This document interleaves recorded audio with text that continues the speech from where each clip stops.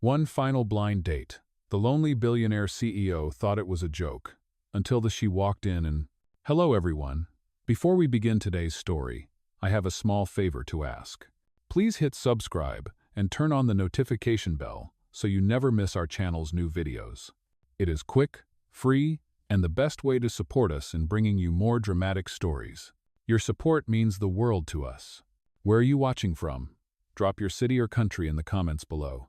Thank you very much. Now, let us return to our main character. The soft hum of conversation filled the air of the elegant restaurant on the Upper West Side. Silverware clinked gently against porcelain plates, and warm golden light fell like honey across white tablecloths. Every table looked like a photograph from a magazine, flawless, expensive, and far away from the life Lila Bennett knew. She stood at the entrance, clutching her small purse, trying to steady her breath. Her reflection in the glass door showed a woman who did not quite belong here. Her dark hair had been curled at home with a borrowed iron. Her navy blue dress was second-hand, carefully mended at the hem. The shoes she wore had once been cream-colored, but now their edges showed the faint gray of long city walks. Still, she had promised her best friend, Hannah, that she would go through with this one final blind date before giving up on love completely. "Table number 9, she whispered to herself, scanning the room. Her heart thudded louder than the music. At the far end of the dining hall, a man sat alone near the window, his posture straight, his suit perfectly tailored. He seemed focused on his phone, thumb scrolling across the screen with quiet precision. That must be him, she thought. He looked exactly like someone named Jack, serious, polite, maybe a little lonely. Taking a deep breath, she walked toward him and smiled. "Hi," she said, her voice slightly trembling. "You must be Jack. I am Lila. It is nice to finally meet you." The man looked up.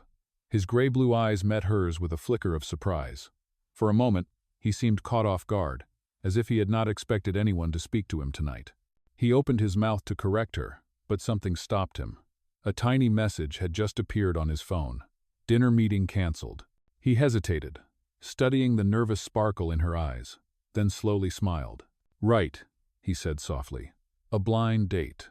I was beginning to think you would not show up." Relief swept through her face. She laughed nervously and sat down across from him. "Blind dates are so strange, right? Hannah said you might be quiet. So do not worry, I can talk enough for both of us." Adrian Hale, though she did not know that name yet, watched her with mild amusement. The billionaire CEO who once negotiated deals worth millions now found himself nodding along to a stranger's chatter about spilled coffee and subway delays. It felt strangely grounding, human, even funny. When their waiter arrived, Lila panicked at the sight of the menu. "These prices look like phone numbers," she whispered under her breath. Adrian caught it and smiled, the corner of his mouth softening. "Try the risotto," he said. "It is the only thing here that feels like a hug." She laughed again, and for a second, the tension between their worlds eased. He asked, "So, what do you do?" "I am a waitress," she said honestly, fidgeting with her napkin. "Not glamorous, but it pays the rent well, most of it. Someday I want to open my own art studio. I paint when I can. It keeps me sane." Her voice carried an unpolished sincerity that disarmed him. Adrian leaned back slightly, watching her speak, realizing how rare this was, someone talking to him without calculating gain. For the first time in a long while, he was not the CEO everyone needed something from. He was just a man sharing dinner with a woman who believed he was Jack.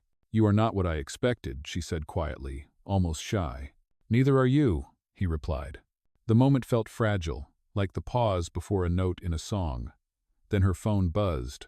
She glanced down, and her heart dropped. "Hey Lila, I am at table number 9. Where are you?" The message was from the real Jack. Her eyes widened. Slowly, she looked up, realization dawning. "You are not Jack, are you?" she whispered. Adrian's smile faded. "No," he said gently. "I am not." Lila's cheeks burned hot. She stood so quickly that her chair nearly toppled. "Oh my God! I am so sorry. This is so embarrassing." She grabbed her coat, fumbling with her purse. "I sat at the wrong table. I am so sorry." "Wait," Adrian said, rising halfway. But she was already gone. Weaving through the restaurant, and out into the cold night. He stood there for a long moment, staring at the empty chair across from him. The city lights glimmered outside like distant memories. He had meant to tell her right away, to correct her mistake, but now he could not stop thinking about the warmth in her laugh, and the way she had called him Jack, like it meant hope. Adrian Hale, the lonely billionaire who thought tonight's blind date was a joke, suddenly found himself wishing it had been real. The rain had already stopped by the time Lila reached her small apartment on the east side of the city. She pushed the door open, her cheeks still flushed from the embarrassment that clung to her like static. Her roommate, Hannah, sat cross-legged on the couch, a blanket wrapped around her shoulders and a bowl of popcorn in her lap. "Do not even ask," Lila said, dropping her purse on the counter. Hannah arched one eyebrow. "That bad?" "Worse," Lila muttered. "I sat at the wrong table, talked to the wrong man. For almost an hour." Hannah's hand froze midair, a piece of popcorn between her fingers. "Wait, what? How?" Lila groaned and sank onto the couch. "I thought he was Jack. I even said his name. He played along. And then I got a message from the real Jack, asking where I was. I wanted the floor to swallow me." "Oh." Hannah tried to hold back a laugh and failed. "Okay, that is straight out of a romantic comedy." "It is straight out of a nightmare," Lila corrected. "He was nice though, kind of quiet. He said he worked in tech or something." "You should have at least asked for his number," Hannah teased. Lila threw a pillow at her. "Please, he probably thinks I am insane." She sighed, staring at the cracked ceiling. "I am officially done with blind dates. That was the last one. I mean it this time." "Oh." But as she lay in bed later that night, staring at the faint city glow bleeding through her curtains, her mind would not let go of that man's face, the calm steadiness in his eyes, the way his voice softened when he said her name. For someone she was never supposed to meet, he had left a mark that felt strangely deep. Across town, on the top floor of a glass tower that looked over the river, Adrian Hale sat in his office long after midnight. The skyline glittered, distant and cold. His assistant had left hours ago, and the silence was broken only by the hum of the city far below. On his desk, his phone screen still glowed faintly with the memory of that canceled meeting, the one that had brought him to that restaurant, to that wrong table, to her. He leaned back in his chair, staring at the ceiling. For years he had eaten dinners alone, surrounded by polite conversations and people who only smiled when it was profitable. Lila Bennett had not wanted anything from him. She had simply sat down and talked, nervous but genuine. He had forgotten what that felt like. In the days that followed, work consumed him again, meetings, signatures, the endless rhythm of a man whose life looked perfect on paper. But every so often, his mind drifted back to that restaurant, to her laughter, to the way she called the risotto a hug. On Thursday afternoon, while reviewing a proposal, he caught himself staring at a coffee stain on his sleeve. It reminded him of the moment she had nearly spilled water across the table and laughed so hard that even he had smiled. Without thinking, he reached for his phone, typed "Lila Bennett, New York" into a search bar, then stopped halfway. He deleted the words. He told himself it was ridiculous. She had already moved on. So should he. But fate had a quiet way of circling back. 3 weeks later, on a gray Saturday morning, Lila stood behind the counter of the cafe where she worked part-time. The smell of espresso filled the air, mixed with the chatter of customers hiding from the drizzle outside. Her manager had left for a supply run, leaving her alone to wipe tables and hum softly to the music playing overhead. The bell over the door chimed. She glanced up, ready with her usual greeting, and froze. He was standing there, the man from the restaurant. A dark wool coat, the same calm eyes, a small paper bag in his hand. For a second, neither of them spoke. "Hi," he said finally, his voice quiet, tentative. "I am not sure if you remember me." Lila let out a nervous laugh. "How could I forget the man I accidentally had dinner with?" A small smile tugged at his lips. "I was hoping you would say that." He stepped closer to the counter, holding up the paper bag. "I brought something. It is just a muffin. But I thought I owed you one since you never got to eat that night." Lila blinked, taken aback. "You came all the way here for that?" He shrugged lightly. "Maybe. Or maybe I wanted to make sure you did not hate me for letting you sit through a dinner meant for someone else." She looked at him for a long moment, then smiled. I guess I can forgive you over coffee." As she poured 2 cups, Adrian watched her move her quiet grace, her tired hands, the way she smiled at every customer, even when her own life was probably nothing like theirs. He realized then that he did not care if she ever learned his last name or his net worth. For the first time in years, he wanted someone to see him the way she already had, without the weight of who he was supposed to be. Outside, the rain began to fall again, tapping softly against the glass. Inside, their conversation started fresh, gentle, and uncertain, like the first sketch of something that might one day become a masterpiece. Sunday mornings in the city had their own rhythm, slow, unhurried, softened by the sound of church bells and distant traffic. Lila sat on the edge of a park bench, sketchbook open on her lap, pencil moving in light, sure strokes. The air smelled faintly of rain and roasted chestnuts from a nearby cart. Around her, children chased pigeons and couples strolled with coffee cups in hand. It was her favorite spot, a quiet corner overlooking the small pond where light rippled like liquid glass. Every Sunday she came here to draw, to remind herself that beauty still existed in small, ordinary places. She did not hear his footsteps until his shadow fell across her page. "Do you always draw here?" Adrian's voice was warm, familiar. Lila looked up, startled, then smiled when she saw him. "Adrian," she said, the name still new on her tongue. "You are early for coffee." He held out 2 cups from the cafe across the street. "I figured I owed you one more." She took it, their fingers brushing briefly. "You keep owing me things, apparently. Then maybe I will stop pretending it is about muffins and start admitting I just wanted to see you again." She laughed softly, shaking her head, but her cheeks flushed a soft pink. "You do not seem like the kind of man who chases after waitresses in small cafes." "Maybe I am trying something different," he replied. They sat in silence for a moment, the comfortable kind. Lila returned to her sketchbook, shading the outline of a willow tree. Adrian watched the pencil glide across the paper, mesmerized by the quiet precision of her hands. "What do you usually draw?" he asked. "People, mostly," she said.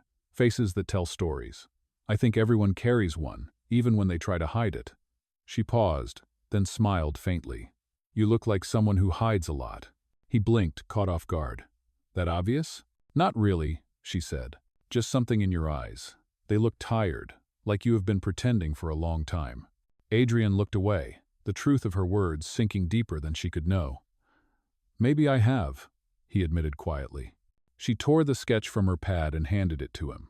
It was a simple drawing of the park, the trees, the pond, the faint reflection of a man standing by the water. "Here," she said. "Consider it payment for the coffee." He studied it for a long time before speaking. "You should not give this away. It is beautiful." "I make another one every week," she said. "The world does not stop giving me reasons to draw." There was something about her hopeful, grounded, untouched by the chaos of wealth and ambition that made him forget who he was supposed to be. For the first time, Adrian felt seen, not as a CEO, not as a name on magazine covers, but simply as a man sitting beside a woman who believed in something as fragile and brave as art. The following week, he returned. Then again the week after that.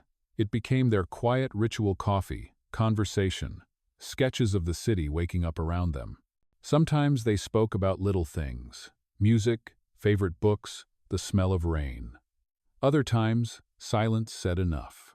One morning, as they walked past the fountain, Adrian asked, "If you could paint anything in the world, what would it be?"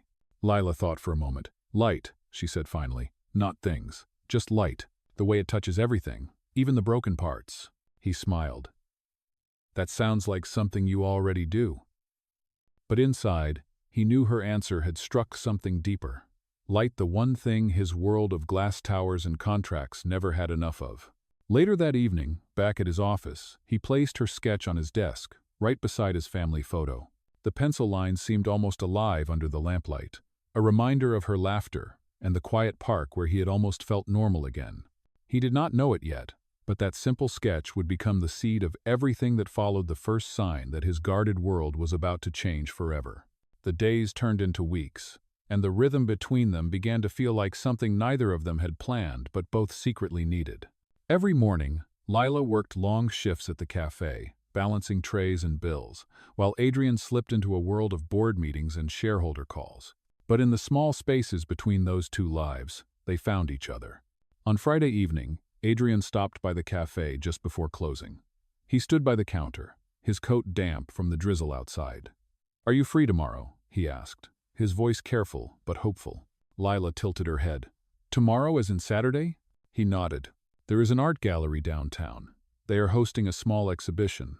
I thought you might like it." She hesitated for a moment, glancing at the clock and the mop bucket waiting in the corner. "Me? At an exhibition like that?" "Yes, you," he said gently. "I promise it is not fancy, just honest work. You might even find it inspiring." The next afternoon, she met him there. The gallery was bright but intimate, with walls lined by paintings of city streets, dim cafes, and faces half hidden by shadow. Adrian watched her eyes light up as she moved from one piece to another, her fingers hovering near the canvases, as though she could feel the heartbeat of every brushstroke. "These are incredible," she whispered. "You can see the loneliness in them, but also the hope." He nodded, though he barely heard the words. He was too busy watching her, how she leaned closer to study the colors, how her lips curved when she smiled. For once, he was not the one being observed. Afterward, they walked along the river, the evening breeze brushing against their coats. Street musicians played soft jazz, and the city lights shimmered on the water like melted gold. Lila broke the silence first. "You really love art, do you not?" "I do," he said. "My mother was a painter. She used to tell me that art is the only thing that can keep the world gentle." "She was right," Lila murmured. They stopped by a street vendor selling roasted almonds, the warmth of the paper bag fogging the cool air between them. Adrian reached into his pocket, pulling out a small folded piece of paper. "What is this?" she asked. "An invitation," he said. "There is a charity gala next month. My company sponsors it every year. I thought you might want to see more of the art world, meet people who could help you with your dream." Her expression flickered part surprise, part hesitation. "A gala? That sounds a little out of my league." He smiled. "You belong anywhere your art belongs. Trust me." For a moment, the world narrowed to just the sound of the river and the pulse in her chest. She looked up at him, eyes bright under the streetlight. "All right," she said softly. "I will go." He nodded, hiding the relief that washed over him. She did not know that the gala was his own company's annual charity event. She did not know that his name, his real name, was printed on every banner. But he promised himself that night that when the truth came, he would be ready to tell her everything. As they parted, Lila turned back once and saw him watching her. For a brief, fleeting second, she wondered if there was more to this quiet man than he let her see. The wind carried the faint scent of roasted almonds and rain, and somewhere inside her sketchbook, the first outlines of something new began to take shape. A dream, a face, and a feeling she was not ready to name. The night of the gala arrived with the kind of cold that turned breath into mist and made the city sparkle like glass. Lila stood in front of the mirror in her tiny apartment, smoothing the wrinkles from a soft blue dress she had borrowed from Hannah. Her shoes did not quite match, and her hair refused to stay in the bun she had tried to twist. But when she smiled at her reflection, there was something radiant about it. Hope, maybe, or courage, disguised as calm. At 7 o'clock, a black car stopped at the curb. Adrian stepped out, wearing a classic tuxedo and a quiet expression. For a moment, he simply looked at her, unable to speak. "You clean up well," she said, trying to hide her nerves. He chuckled softly. "So do you. Are you ready?" "I think so," she said, though her heart thudded in her chest like a drum. The ballroom was everything she imagined. It would be chandeliers dripping light, a string quartet playing softly in the corner, guests gliding through the room with champagne in hand. Lila held her breath as she stepped inside, trying not to stare. "This is beautiful," she whispered. Adrian offered his arm. "Wait until you see the gallery upstairs. That is where the real beauty is." Oh, they walked together through the crowd, pausing to admire paintings displayed along the grand staircase. She noticed how people nodded politely to him, how they seemed to part slightly as he passed, but she brushed it off as coincidence. As they stopped before a large painting, a city skyline washed in gold, Adrian turned to her. "Do you see that light?" he asked. "The artist said it represents the moment between what was and what could be." She smiled. "That sounds like life, does it not?" He wanted to tell her everything then, his name, his company, the truth she deserved, but the moment felt too fragile. So he simply nodded and let her lean closer to the painting, memorizing the way her eyes caught the light. Hours passed quickly. They shared dinner, laughter, small stories about their lives.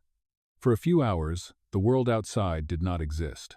When the orchestra began a slow melody, Adrian held out his hand. "Dance with me?" Lila blinked in surprise. "I have not danced since high school." "Then tonight is a good night to start again." She hesitated only a second before placing her hand in his. His palm was warm, steady.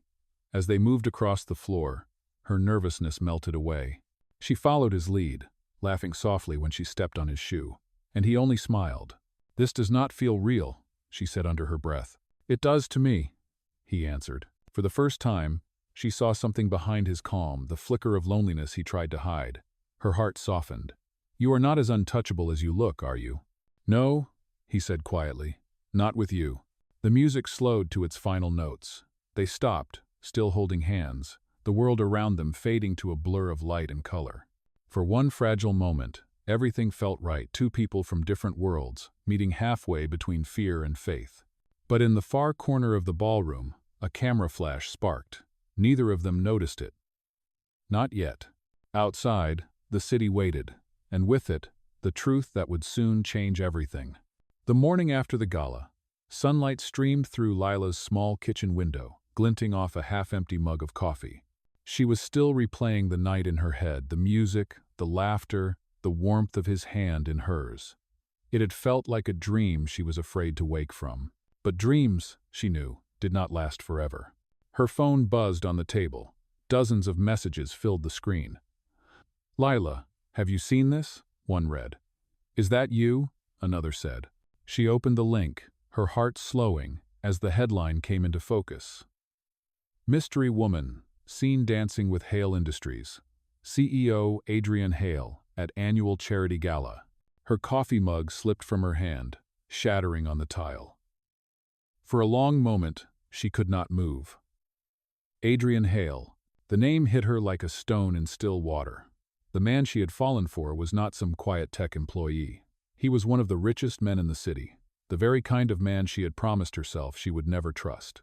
By the time she reached the cafe that afternoon, the gossip had already arrived ahead of her. Her manager pulled her aside, voice tight with concern. "Lila, customers are talking. The news says you were with him.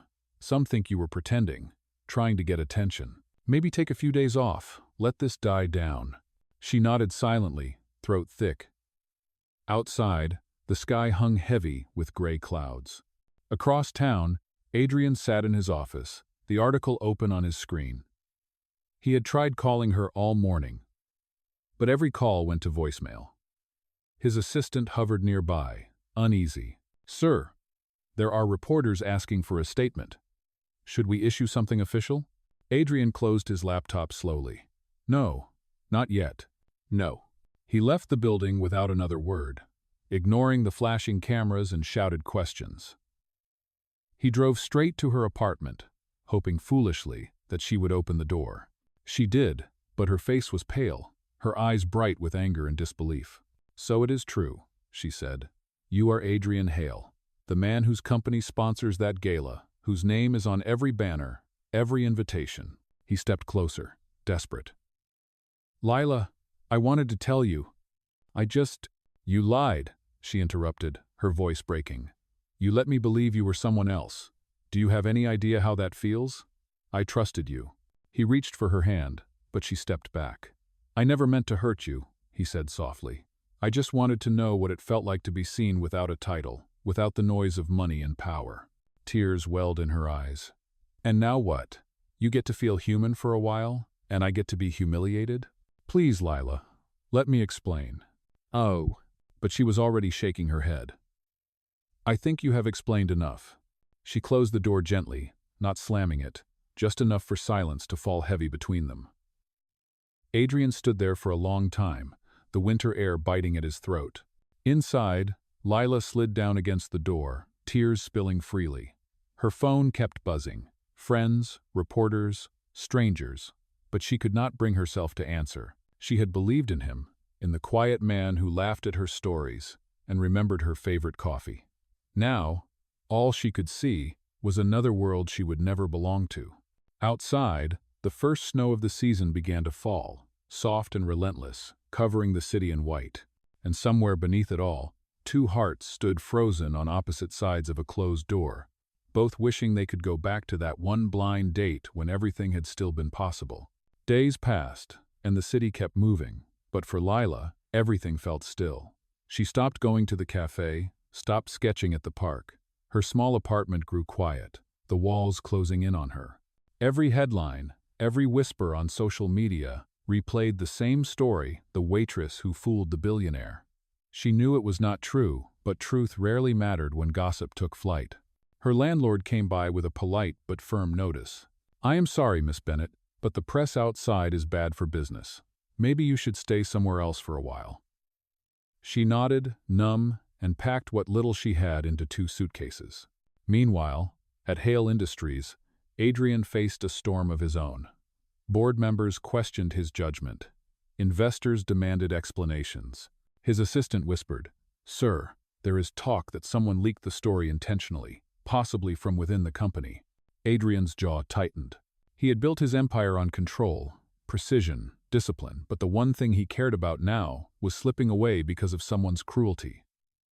"Find out who," he said quietly, "and make sure Lila Bennett's name is cleared." That evening, as the city sank into another cold night, Adrian drove past the cafe where they first met. It was closed, lights off, the chalkboard outside washed blank by rain.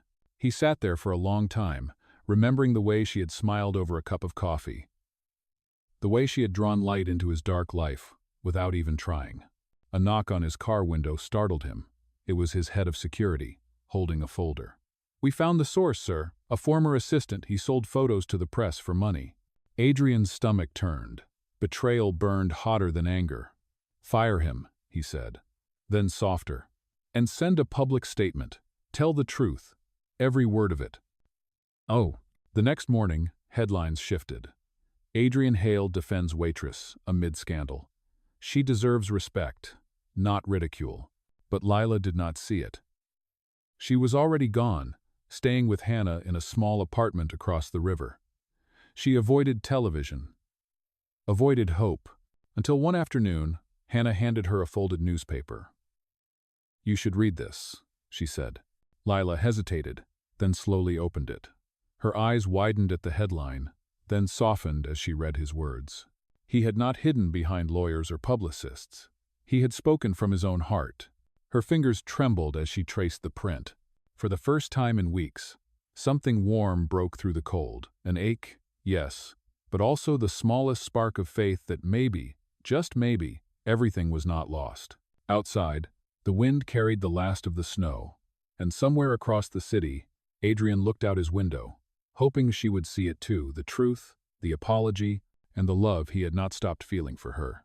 2 months later, spring arrived quietly, washing the city in light. The snow melted into streams along the sidewalks, and the first buds of green began to appear in the park where Lila used to sketch. She had started painting again, slowly, one canvas at a time. The pain had dulled but not disappeared. Still, she tried to move forward. One morning, as she returned home from a small art supply shop, she found an envelope slipped under her door. The handwriting was careful, familiar. Her heart caught as she opened it. Inside was a letter and a single invitation printed on heavy paper. Warm Light Exhibition, in honor of local artists who bring hope through art. The event was to be held at a new community gallery, sponsored by the Hale Foundation. At the bottom of the page, written in ink, were 4 simple words. "Please come, Adrian." For hours, she stared at it, unsure. A part of her wanted to throw it away, to protect what was left of her peace. But another part, softer, braver, whispered that maybe she owed herself one last conversation. The evening of the exhibition, the gallery glowed with warm golden light. Paintings filled the walls, each one from artists who had once struggled the way she had. When Lila stepped inside, people turned, whispering. But there was no judgment in their faces, only curiosity and welcome. At the center of the room, under a spotlight, hung a single painting, a large, breathtaking piece she recognized instantly. It was hers. The sketch she had given Adrian months ago transformed into a full canvas. Above the frame, the plaque read, "The Light Between Worlds, Lila Bennett." Her eyes filled with tears. Behind her, a familiar voice said quietly, "You once told me you paint light because it touches everything, even the broken parts." You were right. It touched me, too. She turned. Adrian stood a few steps away. No tuxedo, no cameras, just him. Holding the same gentle expression, she remembered. "I did not want to use your work without permission," he continued. "But I wanted people to see what I saw that day in the park. Someone who made the world brighter just by believing in it." Ugh. Lila blinked through her tears. "You did all this?" He nodded. "Not for forgiveness, for truth. You deserve to be seen." For a long moment, neither spoke. Then she took a deep breath. "You hurt me," she said softly, "but I cannot deny that you also changed me. I will not promise anything tonight, but I am here. That must mean something." Adrian's smile was small but full of relief. "It means everything." The applause of the crowd faded behind them as they stood before the painting, side by side. The light from above wrapped them both in the same glow, warm, forgiving, and full of quiet beginnings. A year later, the city was alive with summer. Sunlight spilled across the cobblestones outside the Warmlight Gallery, now thriving with visitors and artists. Inside, laughter echoed between the walls, hung with new paintings, each piece carrying a story of hope, struggle, and second chances. Lila stood near the center, arranging a small bouquet of white lilies in a vase. Her hair was longer now, her smile freer. Across the room, children held brushes in their hands, painting with colors that matched their joy. The Warm Light Fund, founded by the Hale Foundation, had become a safe space for young artists who could not afford lessons. She had helped design it herself. As she turned to adjust a canvas, a familiar voice came from behind her. "You missed a spot." Ugh. She spun around and laughed when she saw him. Adrian, dressed simply in a pale shirt, sleeves rolled to his elbows, looking more at home among easels than boardrooms. "I should have known you would notice," she said. He smiled. "Old habits. I like things to be perfect." "Perfection is overrated," she teased. "Besides, art is meant to be a little messy." He stepped closer, lowering his voice. "So is love." Her heart fluttered as he reached into his pocket and pulled out a small sketchbook. It was the same one she used the day they met, edges worn and pages faded. When he opened it, a small ring was tucked between the pages. "Lila," he said, his voice steady but soft, "you taught me that love is not about status or perfection. It is about honesty, about choosing each other even when it is hard. You were my mistake that turned into a miracle. Will you marry me?" The gallery fell quiet. Lila's eyes filled with tears, but her smile was certain. "Yes," she whispered. 1,000 times yes. Applause erupted from every corner of the room. Hannah wiped her eyes in the crowd. The children clapped, not fully understanding, but happy because everyone else was. Adrian slipped the ring onto her finger, his hands trembling slightly. "You once said light touches everything," he said. "I think it found us too." She leaned in and kissed him gently. Around them, the sunlight from the tall windows painted their shadows on the floor, two shapes merging into one. Outside, the sign above the gallery glowed softly in the evening light. Warm Light, founded by Lila Bennett and Adrian Hale. A narrator's voice would have ended it there, but life had no need for narration. It simply carried on two people, once strangers at the wrong table, now standing exactly where they were meant to be. And somewhere in that quiet moment, love felt whole, honest, and beautifully real.